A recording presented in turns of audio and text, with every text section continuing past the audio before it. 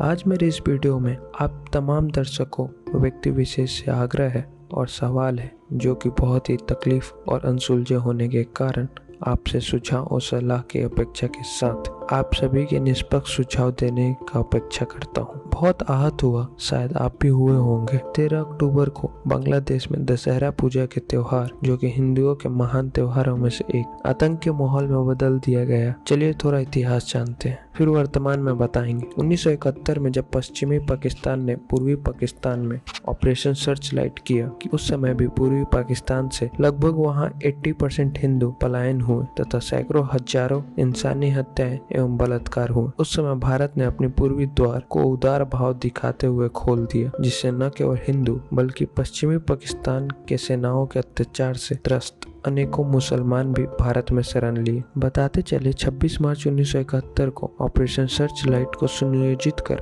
Pakistan military operation किया गया, जो कि पूर्वी पाकिस्तान, जो कि वर्तमान में बांग्लादेश के नाम से जाना जाता है। तो फिर एक सवाल कि ये अत्याचार और जुल्म करने वाले आतंकी किस धर्म के हैं, और अगर जिस धर्म से हैं तो क्या ऐसे धर्म की जरूरत है, जरूर बताएं। अब आप ये सोचेंगे कि ये इतिहास क्यों, तो ये बताना चाहता हूँ कि बांग्लादेश में ही नहीं, लगभग पूरे विश्व में अगर 196 देशों में से लगभग 50 देश खुद को इस्लामिक घोषित कर चुके हैं और 100 से ज्यादा देशों में ये बहुसंख्यक है, जिनमें हर 2-3 दशकों में 3-4 देशों का इस्लामिकरण हो ही जाता है। आते हैं मुद्दे पर। 13 अक्टूबर 2021 को बांग्लादेश के कुमिल्ला शहर में अफवाह उड़ी, तथाकथित कोई व्यक्ति मूर्ति के पैर के पास कुरान रखी हुई है, जिसे सुनने मात्र के बाद बिना बात की पुष्टि किए कुछ कट्टरपंथी मुस्लिम, मुझे उन्हें आतंकी कहने में कोई संकोच नहीं, आफत बन पूजा पंडालों, मंदिरों, मूर्तियों को तोड़ा, बहुत से हिंदुओं के घर को जलाए तथा कितने ही निर्मम हत्याएं की। जब ये बातें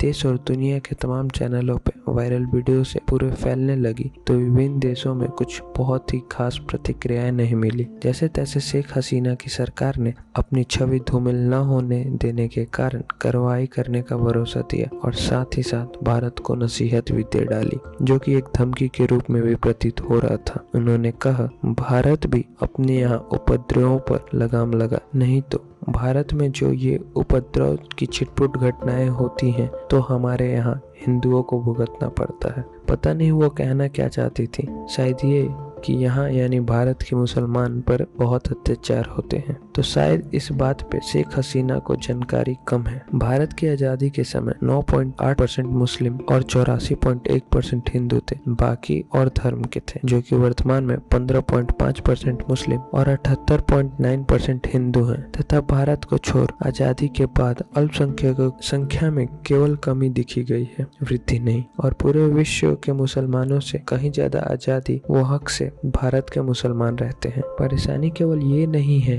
कि चंद छोटी मोटी भारत में हुए घटनाओं पर ये बाहरी कुछ बोलते हैं, यहाँ भी है कुछ सफेद पोशाक गद्दार, भारत में ही रहकर यहीं का खाकर यहीं रहने में उन्हें डर लगता है, लेकिन फिर भी वो अपने दूसरे इस्लामिक देश नहीं जाएंगे, क्योंकि इतना मुंह उन दूसरे देशों में फाड़ने पर उन्हें वैसे ही फाड़ देंगे, ये भी अच्छी तरह से जानते हैं। क्या हमने बांग्लादेश जैसे नाम के सपोलों को संरक्षण दिया था? उसने आपसी मतभेदों को उकसाने के लिए ये बयान दिया है या अप्रत्यक्ष रूप से धमकी? राय जरूर दें। क्या हमारी सरकारों को इस घटना को लेकर सख्त कदम उठानी चाहिए? साथ ही साथ अंत में मेरा व्यक्तिगत राय यह है कि सांप चाहे बांग्लादेश हो या पाकिस्तान, दोनों तो भारत के ही जन्म दिए हुए हैं। तो याद रखना, रचयिता हमेशा बड़ा होता है विनाशक से। और साथ ही यह तमाम संदेश सपोलों और कत्तारों को, जब तुम परेशानी में होगे तो भारत से ज्यादा सुरक्षित भरोसेमंद जगह तुम्हें कहीं नहीं मिलेगा। इसीलिए अपने अस्तित्व के साथ दो, अपने हित को भी ध्यान में रख, क्योंकि अति सर्वत्र वर्जते। जय